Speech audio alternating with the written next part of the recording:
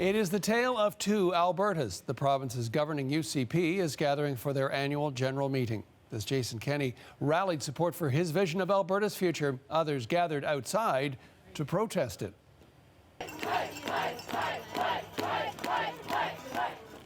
Hundreds of public sector workers demonstrated against proposed job cuts. Teachers, nurses, and government workers marched 4 hours in the cold. But inside the UCP convention, Premier Jason Kenney received a warm welcome from party members. So, like I say, there are no easy choices, but let us together choose the path of cooperation, not confrontation. Kenney delivered a speech of unity, followed by promises for a better Alberta. In his speech, the Premier talked about budget plans, acknowledging that some will find his cuts controversial. Kenney also outlined actions for the province's Carbon Tax and Education Act. CBC's Brian Labby has more from the convention. For the United Conservative Party, this weekend is all about celebrating the party's first ever election win, and leader Jason Kenney received a welcome fit for a rock star. Kenney reminded the roughly 1,600 people in the audience that his party steamrolled to victory last spring, winning 63 of 87 seats. At one point during his speech, a light went out on the stage, and he didn't miss a beat to blame a familiar opponent. Well, there we go. Like I say, the NDP tried to turn the lights out in this province, but we're going to keep them on.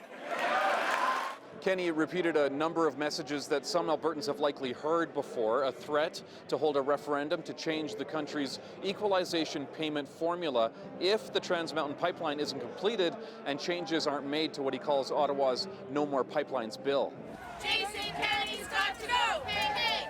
Ho, ho! Not everyone is celebrating. Protesters targeted the hotel where the party is meeting.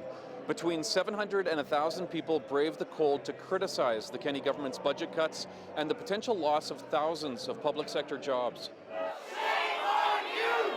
A bit later, some people made their way into the lobby before being asked to leave. Kenney says he won't back down from those decisions. Now, let me say a word, an important word, to the good folks who work hard delivering our public services. Albertans respect the work that you do, as does this government.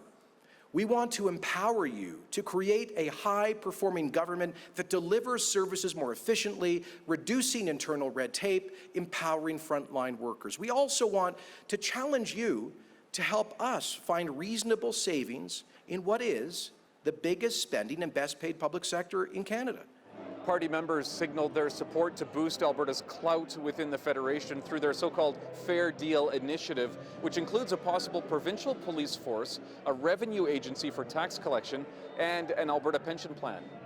The government says all Albertans will get a chance to have their say on those proposals, which could ultimately be decided by referendum.